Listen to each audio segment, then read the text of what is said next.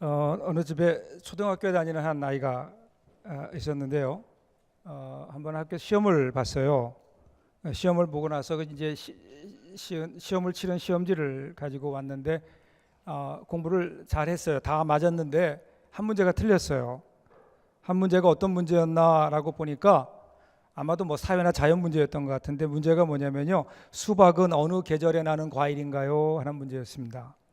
수박은 어느 계절에 나는 과일인가요? 뭐 어려운 문제도 아닌데, 그래서 틀렸어요. 어떻게 썼는가, 답을 뭐라고 썼는가 이렇게 보니까 겨울 이렇게 써놨대요.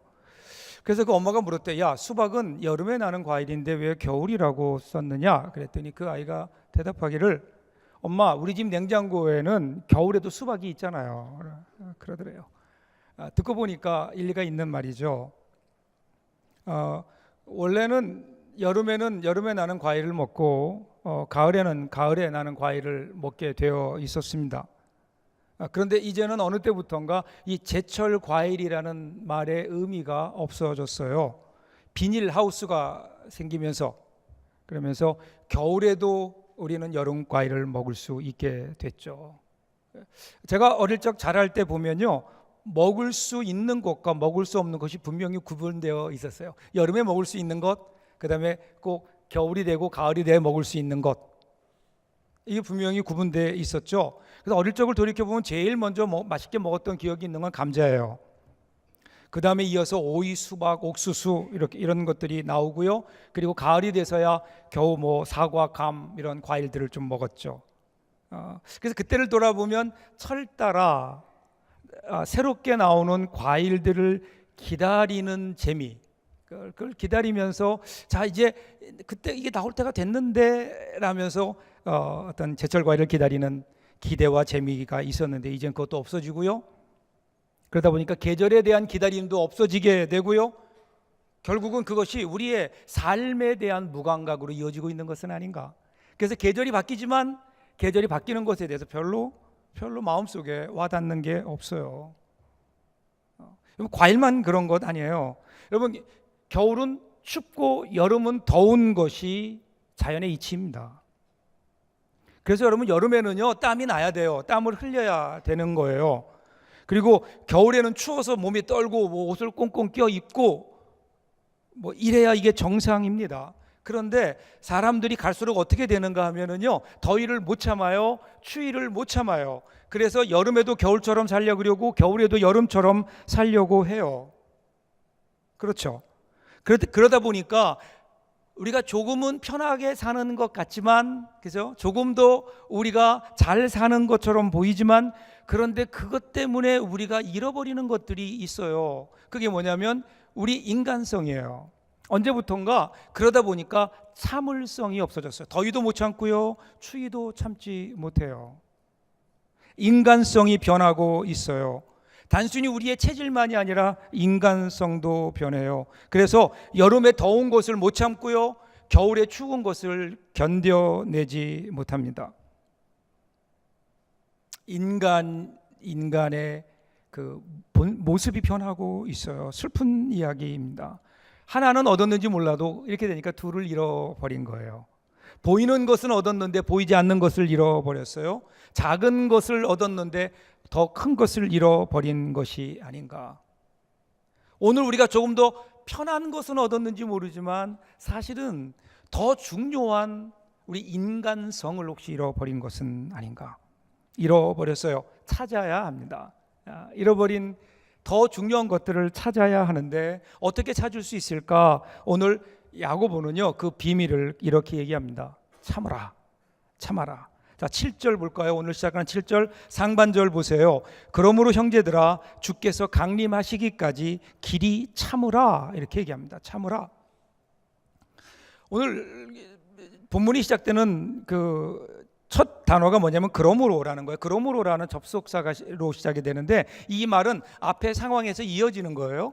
앞의 상황에서 이어져요. 그럼 앞의 상황이 어떤 것인가? 5장 1절부터 6절까지의 내용을 보면 그럼 부자들에 대한 경고가 나오죠. 초대교회 성도들은 대부분 다 가난한 사람들이었어요. 지난주에 제가 설명 들었죠. 그런데 이 가난한 자들이 가난하기만 한 것이 아니라 가난하니까 힘이 없어요. 힘이 없으니까 힘 있는 자들이 눌러요. 착취하는 겁니다.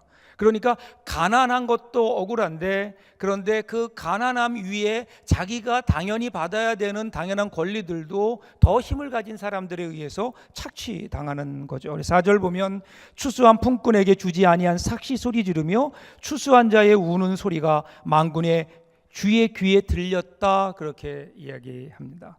그러니까 얼마나 억울하겠어요. 혹시 여러분 우리 성도님들 가운데 사업을 경영하신 분들은 기억하세요. 절대로 그 일한 사람들에게 품삯 주지 않을 때 그것을 하나님이 보고 계신다는 거예요. 얼마나 억울하겠어요. 이 정도 당했으면 일어나라, 권기해라, 좀 대항해라, 뭐 이렇게 이야기해야 될 텐데, 그런데 야고보가 제시하는 해결책은 뭐라고요? 참아라. 참는데 길이 참아라. 길이 참아라. 참아라. 이 참는다는 말이 오늘 짧은 5절의 본문 안에 6번이 나오고 있어요.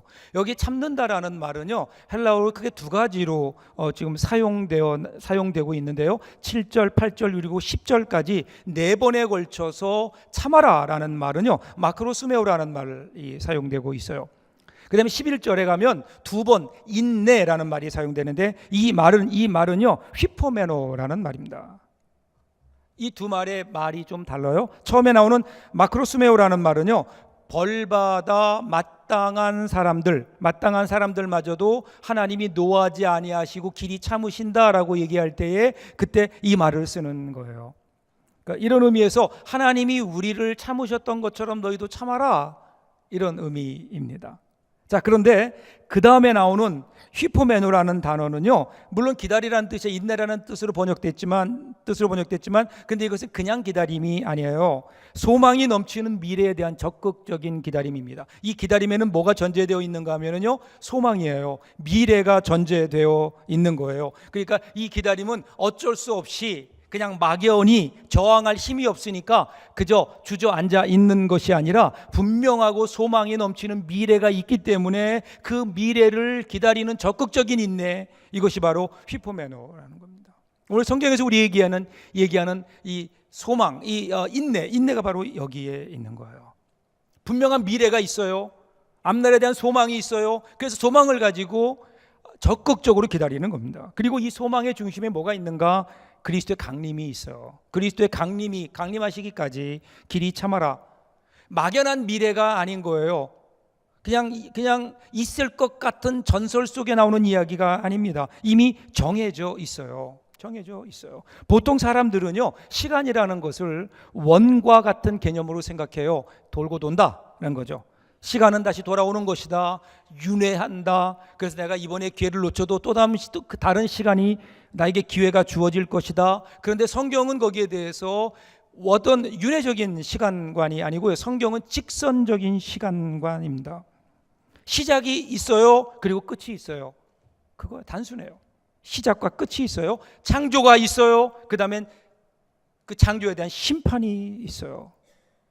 오늘 시작한 날이 있어요. 끝나는 날이 있는 거예요. 그래서 오늘이 있기 때문에 그날이, 그 마지막 날 주의 강림이 있는 것이 아니라 그날이 있기 때문에 오늘이 있는 거예요.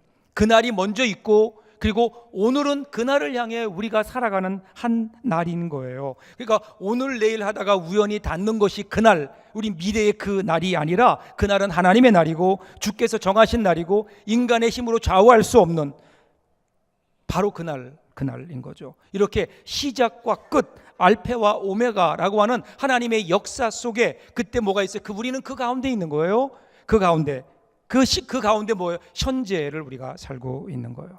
이 현재를 살아가는 오늘 우리들, 분명히 시작하신 하나님께서 끝나는 날 주의 강림이 있는데 그 사이를 사는 우리들에게 가장 중요한 지혜가 뭐냐? 그러면 오늘 성경은 그것이 바로 인내고 참는 것이다, 이렇게 설명하고 있는 겁니다. 그러면서요, 농부의 예를 들어요. 농부의 예를 듭니다.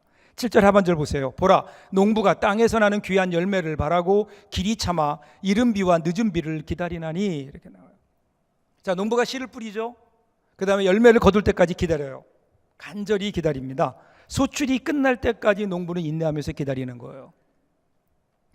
그런데 여기 나오는 소출, 여기 나오는 열매를 오늘 야고보는 어떻게 기록하고 있는가 하면요, 귀한 열매, 이렇게 이야기를 해요. 귀한 열매. 보통 경우에 열매를 표현할 때는 뭘 표현하나요? 풍성한 열매, 뭐 이렇게 얘기해요. 많은 열매.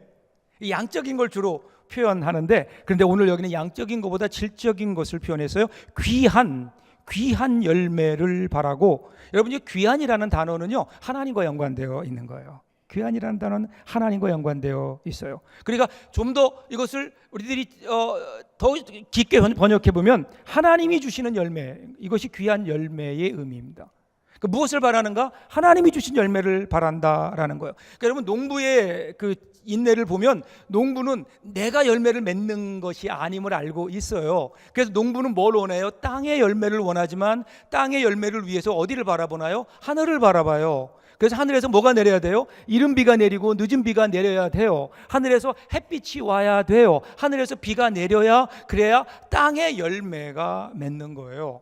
그러니까 하늘을 바라보며 인내하는 거예요. 이것이 농부의 지혜라고 얘기합니다.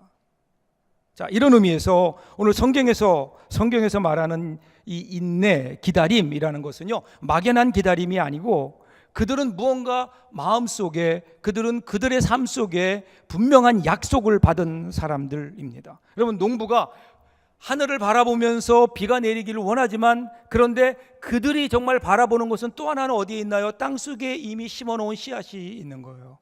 그죠? 이미 무언가 자라고 있는 거예요. 그래서 그들은 이미 무언가 거기서 자라는 것이 있기 때문에, 생명의 역사가 있기 때문에, 그래서 농부는 그것 때문에 미래를 바라보고, 그리고 하늘을 바라보며 기다리는 거죠. 그래서 기다리는 사람은 그들을 기다리게 하는 약속을 받은 겁니다. 이미 무언가 삶 속에 자라기 시작하는 거예요. 자신들 속에 역사하는 그 무언가를 받았어요.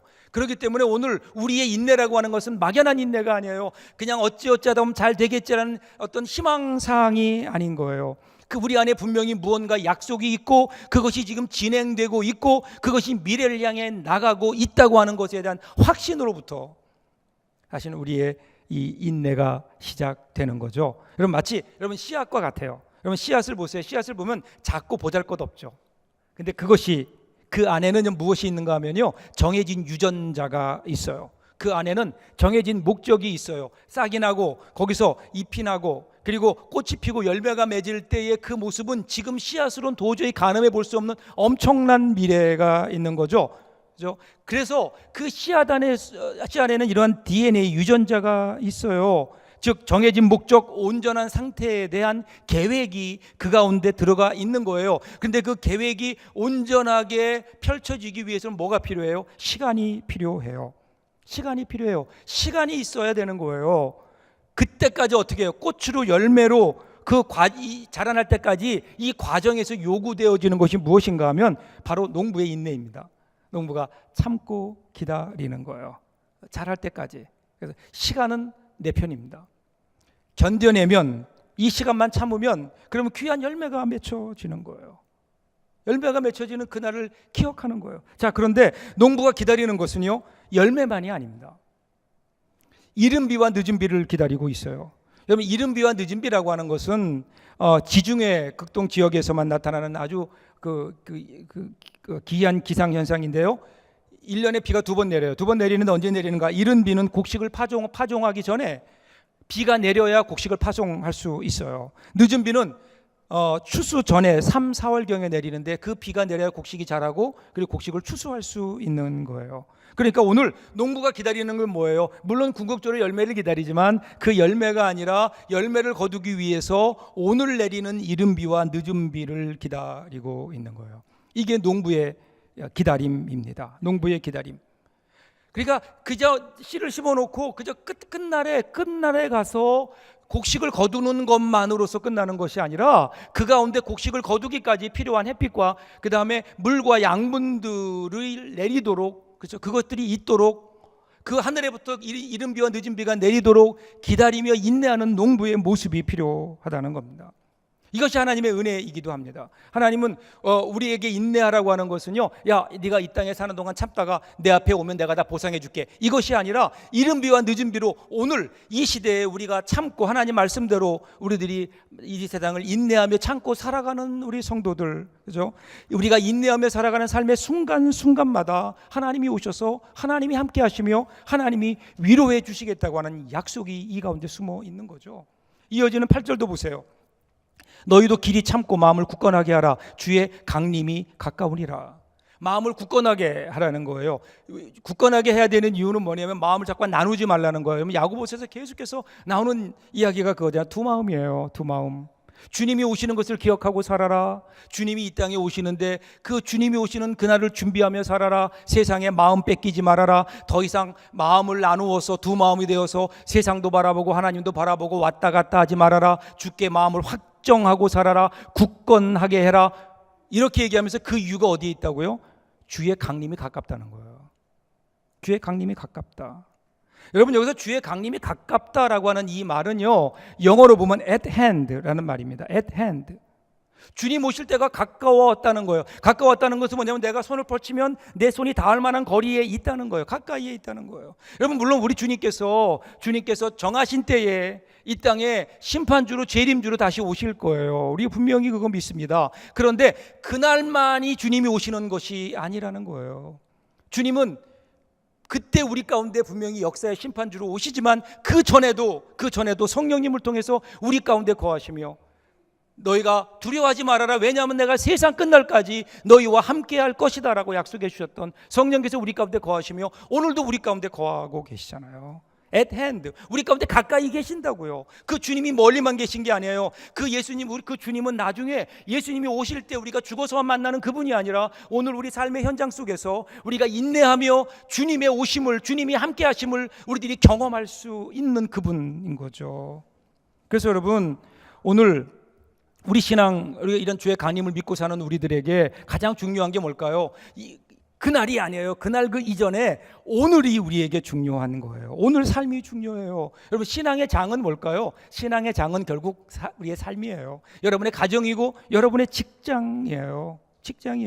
삶이 없는 신앙, 이것을 야고보가 뭐라고 얘기하죠? 죽은 믿음이다, 이렇게 얘기하는 거예요. 삶이 없는 신앙.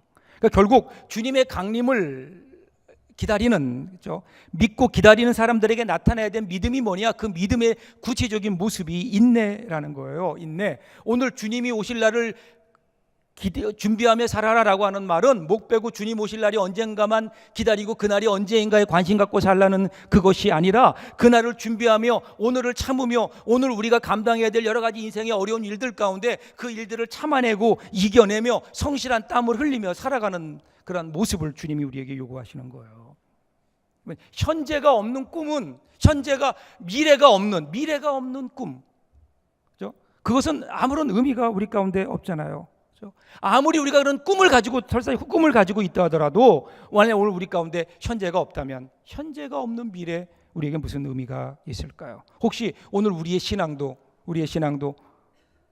현재가 없는 미래로만 가득 차 있는 것은 아닌가? 나중에 구원 받을지는 모르지만, 나중에 주님 오시면 주님 앞에 들림 받을지는 모르지만, 그런데 오늘을 살아가는 오늘 우리의 신앙의 내용을 보면 너무 빈약하고 너무 가난한 것은 아닌가? 우리 신앙에 힘이 없어요. 재미있는 이야기가 하나 있더라고요. 그 돼지가 하루는 암소와 같이 길을 가다가 그 암소하고 이야기를 했대요. 이야기를 하는데 평소에 자기 마음속에 있는 불만을 토로했답니다. 얘기하기를, 야 암소야, 내가 너무 억울하다. 너도 보다시피 내가 사람들에게 얼마나 유용하냐. 사람들은 내 고기도 먹지, 그 고기 가지고 햄도 만들고 베이컨도 만들지, 거기다가 심지어는 내 창자를 빼내서 순대를 만들지, 심지어는 나의 발을 가지고 족발이라고, 그렇죠? 얼마나 맛있게 먹냐. 그런데 왜 사람들은 나를 싫어할까? 왜 사람들을 욕할 때 돼지 같은 놈이라고 욕을 할까? 그러면 사람들은 왜 나는 별로 안 좋아하는데 너는 그렇게 좋아하냐? 이유가 뭐냐? 그랬더니 암소가 당연하다는 듯이 이렇게 얘기합니다. 야, 그건 말이야 당연해. 너는 죽어서만 좋은 일을 하고 나는 살아있을 때도 좋은 일을 하잖아. 야, 너는 죽어서만 좋은 일을 하지 살아서 하는 일이라고는 먹는 것밖에 더 있냐. 나는 살아있을 때 사람들을 위해서 열심히 농사도 져주고 일도 하고 그리고 맛있는 우유도 주잖아. 그래서 사람들이 나는 좋아하고 너는 싫어하는 거야. 그렇죠. 오늘 혹시 우리의 신앙의 모습이 이와 같지는 않을까요? 나중에 뭐 천국 갈지는 모르겠지만 하나님 앞에 칭찬 들을지는 모르겠지만 지금 당장 우리의 삶을 돌아보면 신앙의 내용에는 아무것도 없는, 오늘을 살아가는 인내와 성실과 열심의 땀이 없는, 그러니까 사람들이 우리 보고 더 이상 예수 믿고 싶어 하지 않는 것은 아닐까. 매력 없는 신앙. 분명히 뭔가 구원은 있어요. 미래는 있어요. 그런데 오늘 살아가는 그 미래가 오늘 우리 현실에 아무런 영향을 끼치지 못하는. 만일에 우리가 미래를 바라본다면 주님의 강림을 우리들이 준비하는 사람들이라면, 분명히 주님이 이 땅에 오실 것을 믿는다면, 그럼 여러분 그것 때문에 오늘 우리는 더 성실해야 되지 않을까요? 그것 때문에 우리는 더 오늘을 열심히 살아야 되지 않을까요? 오늘 억울하다고 원망하고 불평할 일이 아니라 그 가운데 그것을 인내하며 주님 오실 날을 기다리는 인내의 열매들이 우리 가운데 있어야 할 텐데. 그러면서 야고보가 욥의 인내를 들면서 이렇게 결론 내립니다. 11절 보세요. 보라, 인내하는 자를 우리가 복되다 하나니 너희가 욥의 인내를 들었고 주께서 주신 결말을 보았거니와 주는 가장 자비하시고 긍휼히 여기시는 이시니라. 예를 들고 있어요.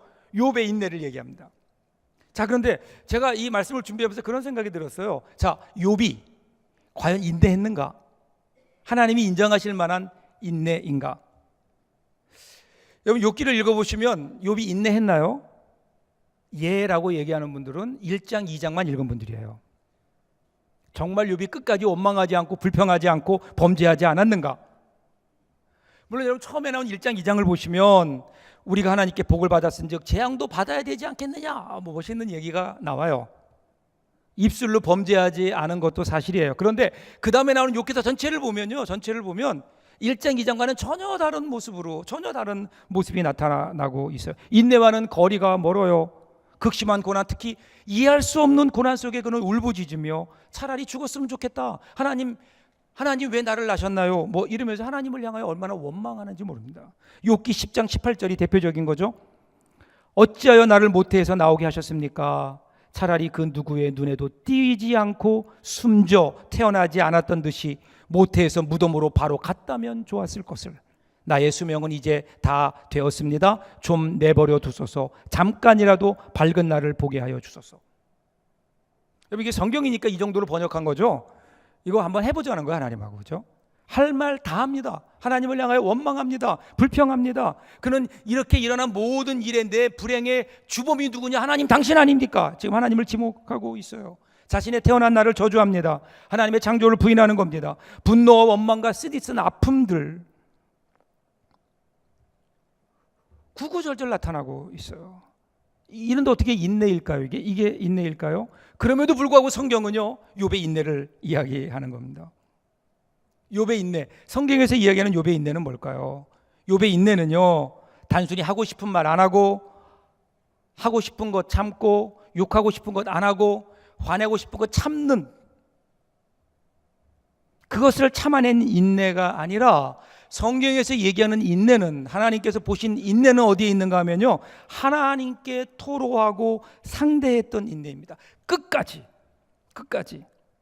원망하고 하나님을 향하여 불평하고 그리고 비난도 서슴지 않았지만 그럼에도 불구하고 욥은요 한 번도 하나님 앞을 떠난 적이 없는 거예요.